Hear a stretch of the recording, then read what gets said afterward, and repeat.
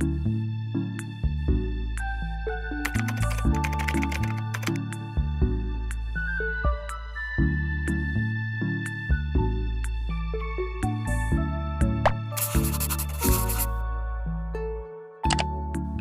of my favorite parts of being a small business owner is getting to design cute packaging for all of my orders. I've been running my business for 2 years now, and I'm finally at a point where I'm really happy with how my packaging looks. I get a ton of questions from you guys about how I make everything, so I wanted to give you a little packaging tour / tutorial today. A lot of my packaging is pretty affordable and made by me, so I have a lot of tips and secrets to share with you guys if you want to make any of this yourself. So if you're looking for ideas for your own packaging, or if you're just curious to see the entire process of how I design and make all of my packaging, then I really think you'll enjoy this video. Hi friends, if you're new, welcome. If you're not new, welcome back. My name is Sarah, and 2 years ago I started my own small business called Colorfully Sarah Shop, where I sell everything related to cross stitch, including cross stitch patterns, kits, and cute stitching accessories. A quick disclaimer before I start, I did not have all of this packaging when I first started my business. The last thing you want to do as a new business owner is invest all this money into cute custom packaging to not even end up making a single sale. The packaging is really just like the icing on the cake. It's not the thing that holds your business together, but it is kind of nice to have.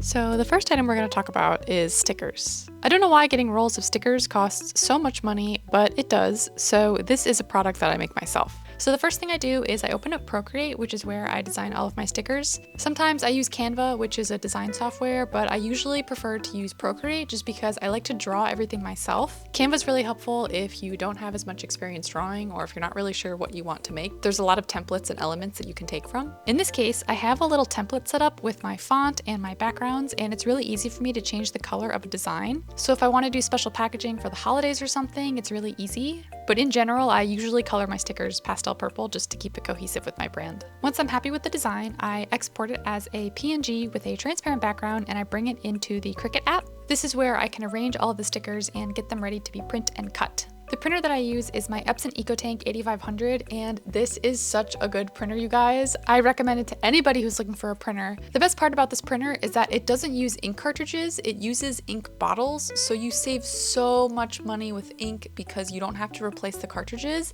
and if you run out of a certain color, you can just buy that specific bottle and replace it. But in general, I've been using this printer for 5 years, and I've only had to buy ink refills twice. Plus, it's a photo printer, so it prints in really nice quality. I print all of my stickers on waterproof sticker paper from Online Labels. Just in case they get wet during shipping, I don't want them to be ruined. The weatherproof sticker paper is also just a little bit brighter, so it makes my pastel colors pop a bit more. But once all the stickers are printed, I prepare them to be cut on my Cricut. I think my Cricut's the Explorer Air 3, I'm not sure. I've had it for such a long time, so I'll have to double check.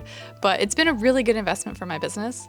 I use it all the time for stickers, packaging, like everything. It's so worth it. But to be honest, I have been thinking about switching to a silhouette once this one dies because I think it might be getting to the end of its lifespan. I really like my Cricut and the way that it cuts, but I get so frustrated using the Cricut app because they keep trying to sell me their subscription service. If I paid $350 for a sticker cutter, I really don't want to have to deal with ads. But anyway, once stickers are done cutting, then I have these nice little sheets that I can use. Each sheet costs around 60 cents, and you can fit 20 to 30 stickers on a sheet depending on what size, but getting sticker rolls can be like 60 cents per sticker. I don't know why it's so expensive. If anybody has any good recommendations for where to get cheap sticker rolls, please let me know, but I haven't found anything yet, which is why I usually end up making everything myself. I use my stickers for so many things. I really like to use them for sealing up the tissue paper in my packages, but I also just like to add some cuteness sometimes to the outside of the package. Since my bubble mailers and poly mailers are just a solid color of purple, I think adding the stickers makes it feel a little bit more personalized and custom.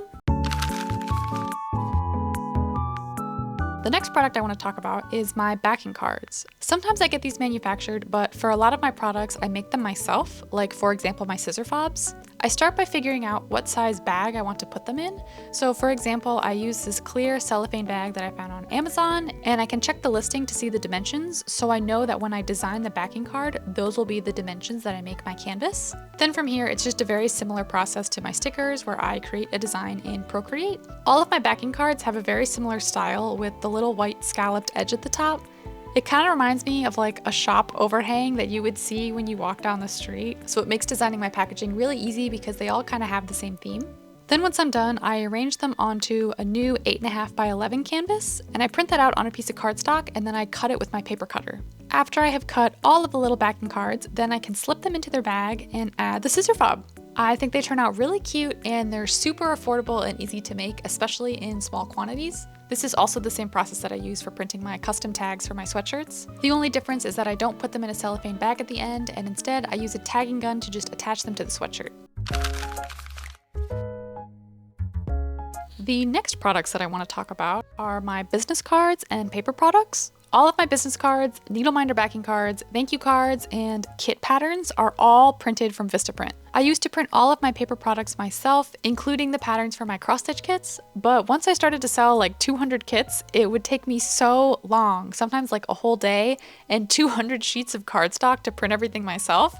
So it ended up actually just being cheaper to get the cards professionally printed rather than buying an entire pack of cardstock, plus spending a whole day cutting them. In general, my packaging is kind of a trade-off of if I want to spend more time or more money. When I was first starting out, I had so much time and my sales weren't as high, so it was a lot easier for me to make things myself.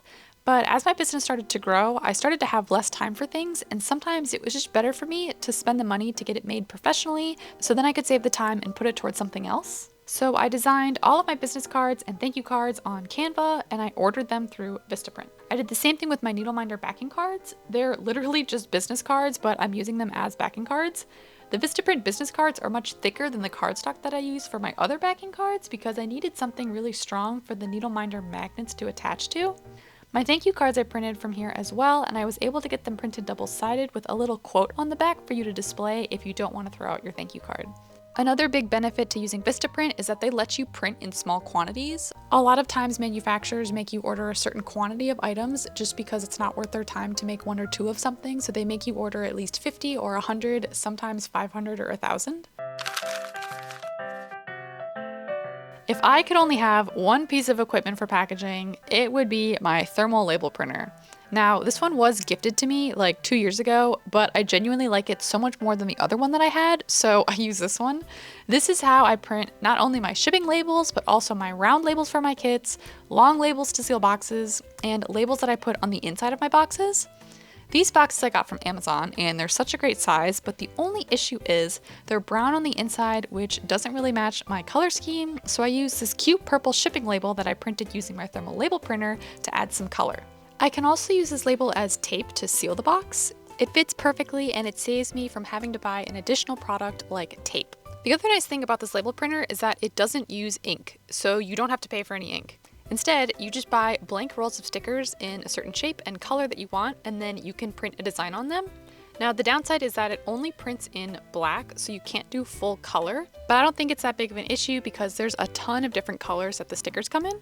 This printer specifically is the Munbin 130B, and it works with an app where you can make your own design or import an image. I usually make my designs in Procreate and then just import them into the app. Then once I'm done, I can print all of my labels or stickers, and then after I've printed all the stickers, I can roll them up into a little roll, and then I put them in this purple crate that I use while I'm packing.